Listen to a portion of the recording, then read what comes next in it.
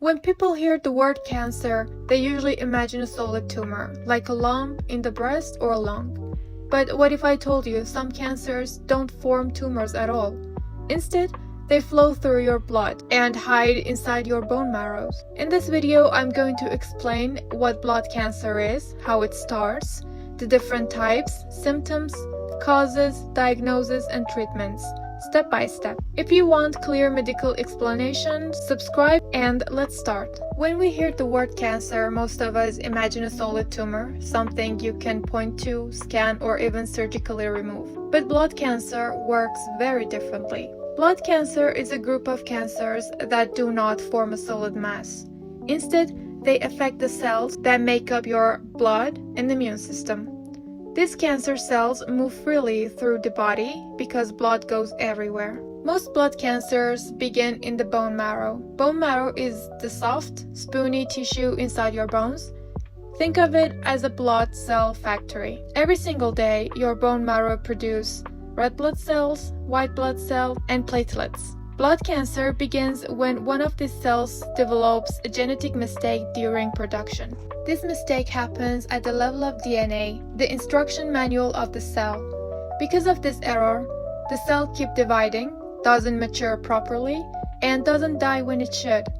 So instead of producing healthy, useful blood cells, the factory starts producing defective copies of the same bad cell. The danger of blood cancer is not just that bad cell exists. It's that they crowd out healthy cells. Imagine a factory filled with broken machines.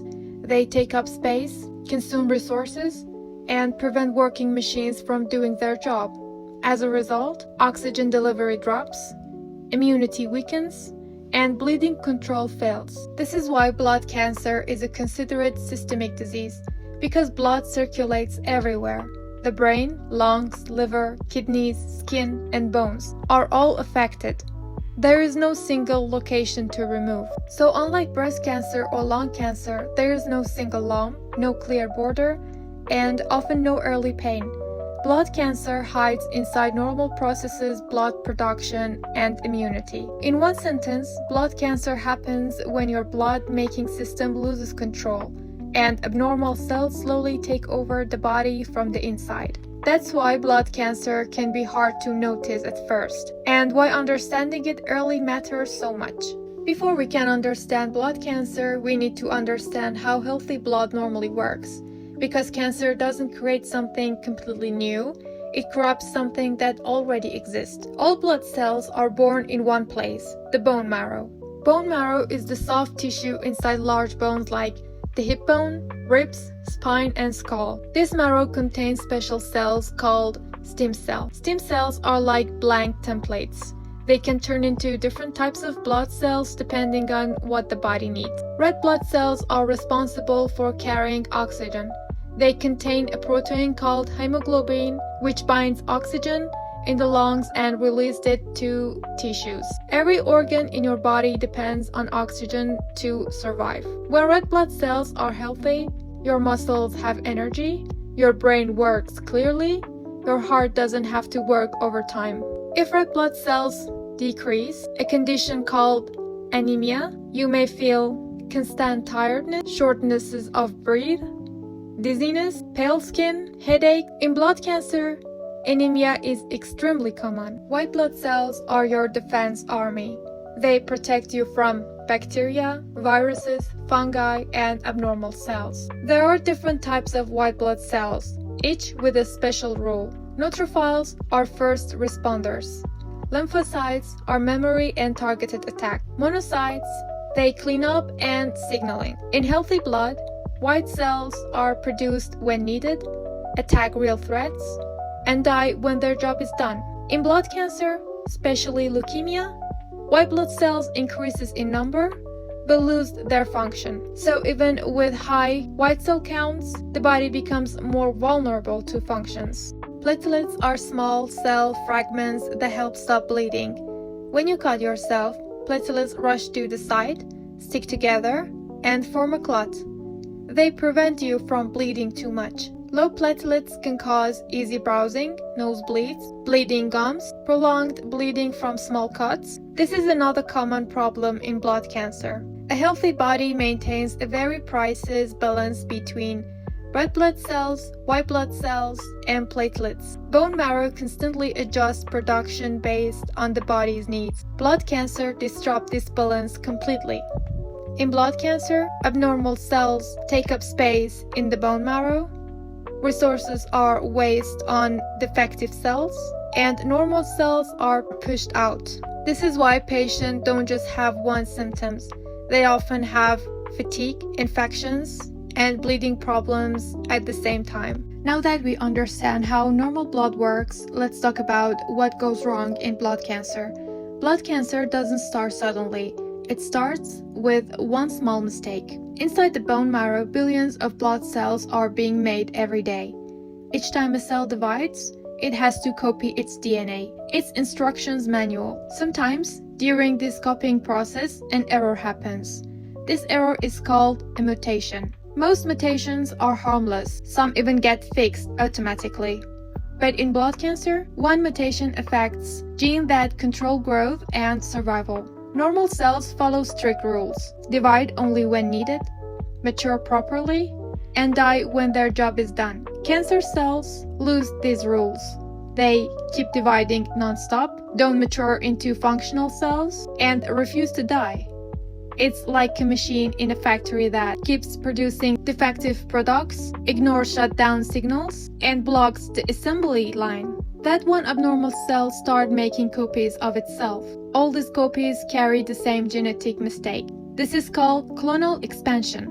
Over time, thousands, then millions of identical abnormal cells appear, and they behave badly. Bone marrow has limited space. As cancer cells multiply, they take up space, consume nutrients, and block normal cell production. Healthy red cells, white cells, and platelets can no longer be produced in normal numbers.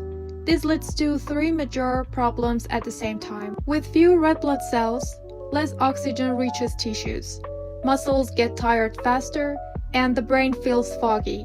This explains why fatigue is one of the earliest and most common symptoms. Even though abnormal white blood cells increases in number, they don't work properly, so the body can fight infections effectively, get sick more often, and takes longer to recover. This is why minor infections can become serious. When platelets number drop, bruises appear easily, nosebleeds become frequent, bleeding takes longer to stop. Sometimes bleeding happens without any obvious injury. Unlike solid tumors, blood cancer doesn't stay in one place. Cancerous blood cells circulate through blood vessels, lymph nodes, spleen, liver, and bones. This is why symptoms can feel random and widespread. In early stages, the body tries to compensate. It works harder, the heart pumps faster, the immune system adapts, other cells try to fill the gap, so blood cancer can grow quickly, sometimes for months or years. By the time clear symptoms appear, significant damage may already be done. Blood cancer brings with a tiny genetic mistake, but over time, it disrupts oxygen delivery, immunity, and bleeding control all at once. Now that we understand how blood cancer develops, let's look at the different types of blood cancer and how they differ from each other. Blood cancer is not one single disease. It's actually a group of different cancers depending on which blood cell becomes cancerous. The type of blood cancer depends on which cell is affected, how fast it grows, and where it mainly accumulates. If we zoom out, blood cancer fall into three main categories: leukemia, cancer of blood and bone marrow, lymphoma, cancer of the lymphatic system, multiple myeloma, cancer of plasma cells. Let's break each one down. Leukemia starts in the bone marrow, where blood cells are made. It mainly affects white blood cells, but instead of being mature, functional immune cells, they remain immature and defective. In leukemia, abnormal white cells are produced in massive numbers. They spill into the bloodstream and crowd out healthy cells. This is why leukemia often show up in blood tests early. Leukemia is divided into two major behaviors: acute leukemia and chronic leukemia. Acute leukemia grows very fast, progresses over weeks to months, and causes symptoms quickly. The cancer cells are very immature, called blasts. Without treatment, acute leukemia can become life-threatening in a short time. Chronic leukemia grows slowly, develop over years, and may cause few or no symptom at first. The cancer cells look more mature, but are still abnormal. Many people discover chronic leukemia accidentally during routine blood tests. Because leukemia affects all blood cells, symptoms include fatigue is because of low red cells, frequent infections, bad white cells, bruising or bleeding, it's because of low platelets, bone pain, it's because of crowded marrow. Lymphoma is a cancer of the lymphatic system, which is a major part of your immune defense. The lymphatic system is a network of lymph nodes, lymph vessels, spleen, tonsils, and immune cells. It filters harmful substances and helps fight infection. In lymphoma, a type of white blood cells called a lymphocyte become cancerous. These cancer cells accumulate mainly in lymph nodes, spleen, and other lymphatic tissues. That's why lymphoma often present with swollen lymph nodes. There are two main types of lymphoma, characterized by a special abnormal cell called the red Strasbourg cell. It usually spreads in an orderly way from one lymph node group to another. It has a very high cure rate, especially when detected early. The second type includes many different subtypes. It can be slow-grown or aggressive, localized or widespread.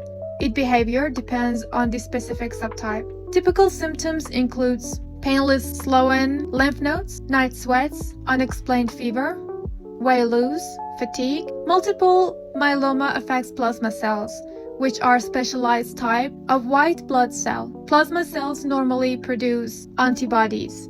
Antibodies help your body recognize and neutralize infections. In multiple myeloma, abnormal plasma cells multiply inside the bone marrow, produce useless or harmful antibodies, and damage surrounding tissues. Myeloma cells release substances that weaken bones, cause bone breakdown, and increase fracture risk. That's why bone pain, especially in the spine and ribs, is a key symptom. Multiple myeloma can cause anemia, frequent infections, high calcium level, or kidney damage. So remember it like this: leukemia can cause problem mainly in blood and bone marrow. Lymphoma can cause problem mainly in lymph nodes and immune tissues. And multiple myeloma can cause problem mainly in plasma cells and bones. One of the most common questions patients ask is, why did this happen to me? And the honest answer is, most of the time, we don't know exactly. Blood cancer is usually caused by a combination of factors, not one single event. Blood cancer begins when genetic changes occur in a blood-forming cell. These changes affect genes that control cell growth, cell division, and cell death. But having a mutation alone is not enough. The body has many defense systems that normally stop cancer from developing. Genetic mutations can happen in two main ways: random error or external trigger. In random error, every time a cell divides, it must copy billions of DNA letters. Sometimes small copying error happens naturally. Most of the time, they are harmless or the cell destroys itself. But very rarely, an error affects a critical control gene and the cell survives. This is bad luck biology, not something the person caused. Some factors increase the chance that harmful mutation occur. Radiation exposure. High level of radiation can damage DNA. This includes nuclear accidents, radiation therapy for previous cancers, and heavy occupational exposure. This links especially strong with leukemia. Chemical exposure. Certain chemicals like benzene can damage bone marrow. Benzene is found in some industrial settings, gasoline fumes, cigarette smoke. Previous cancer treatments. Some chemotherapies drugs used to treat other cancer can later damage bone marrow cells. This is rare, but it's a known risk. Weak immune system. A weakened immune system has a harder time recognizing and destroying abnormal cells. This includes organ transplant patients, people on long-term immunosuppressive drugs, certain immune disorders. Some viruses can increase the risk of blood cancer. For example, HTLV1 is linked to certain leukemias, or Epstein-Barr virus is linked to some lymphomas. These viruses don't cause cancer by themselves, they increase risk, not guarantees disease. Genetic predisposition. Most blood cancer are not inherited, but certain genetic conditions can increase risk. Examples include Down syndrome, some inherited bone marrow disorders. Let's clear up some common myths. Blood cancer is not contagious. It is not caused by stress alone. It is not caused by bad thoughts or emotions. These beliefs create unnecessary guilt and fear. You might wonder, why do two people experience the same exposure, but only one gets cancer? Because cancer development depends on timing, immune response, and chance. That's why blood cancer is unpredictable. Blood cancer develops when genetic damage accumulates, the immune system fails to eliminate abnormal cells, and those cells gain survival advantage. It is not about blame, it's about biology. Understanding the causes of blood cancer helps us reduce fear, fight stigma, and focus on early detection and treatment. Blood cancer is not diagnosed with just one test. Doctors usually follow a step-by-step process, moving from simple tests to more specific ones. Each test answers different questions. Most blood cancers are first suspected through a routine blood test. The most important one is called a complete blood count, or CBC. A CBC measures red blood cells, white blood cells, hemoglobin, and platelets. In blood cancer, doctors may see very high or very low white blood cell counts, anemia means low red cells, or low platelet. But a CBC alone cannot confirm cancer. It only tells us that something is abnormal. Next, doctors examine a peripheral blood smear. This means placing a drop of blood on a glass slide and looking at it under the microscope. This test shows the shape of blood cells, their size, and whether immature or abnormal cells are present. Seeing immature white cell, called blasts, raises strong suspicions or leukemia. To confirm blood cancer, doctors often need to examine the bone marrow itself. This is done using a bone marrow, biopsy, and aspiration. A small needle is used to collect bone marrow, usually from the hip bone. It is done with local anesthesia. It may be uncomfortable, but it is usually quick and safe. In the bone marrow, doctors check how many cells are present, which type of cells dominate, and whether cancerous cells are replacing normal cells. This test tells us the next type of blood cancer, how aggressive it is, and how advanced it might be. Next, doctors use advanced tests like flow cytometry. This test identifies specific marker on the surface of cells. Think of it like scanning a barcode. It helps determine whether the cancer is leukemia, lymphoma, or myeloma, and which subtype it belongs to. Blood cancer is strongly linked to genetic changes inside cancer cells. Doctors test for chromosomal abnormal, gene mutation, and specific translocations. These tests help predict prognoses, choose targeted therapies, and guide treatment decisions. This is where modern medicines becomes very priceless. Imaging tests are not always needed, but they can be helpful. These include CT scans, PET scans, and MRI. They help doctors check enlarged lymph nodes, spleen or liver involvement, bone damage. Depending on the suspected cancer, doctors may also test kidney functions, calcium levels, infections markers, spinal fluid in some leukemias. No single abnormal test means cancer. Diagnosis is made by putting all information together. Doctors are very careful because treatment decisions depend on accuracy. Blood cancer diagnosis is like solving a puzzle. Blood tests show a problem, bone marrow confirms it, and genetic tests explain it. Once blood cancer is diagnosed, the next question is, how is it treated? And what are the chances of recovery? Treatments depends on type of blood cancer, stage, age, and overall health. Common treatments are chemotherapy, targeted therapy, immunotherapy, radiation therapy, and stem cell or bone marrow transplants. Many blood cancers today are treatable, and some are even curable, especially when diagnosed early. Is blood cancer always fail? No, this is a very important myth to break. With modern medicine, survival rates have improved a lot. Many patients live long, normal lives, and some achieve complete remission. Early diagnosis makes a huge difference. Blood cancer doesn't always scream. Sometimes it whispers through fatigue, infections, or small changes we ignore.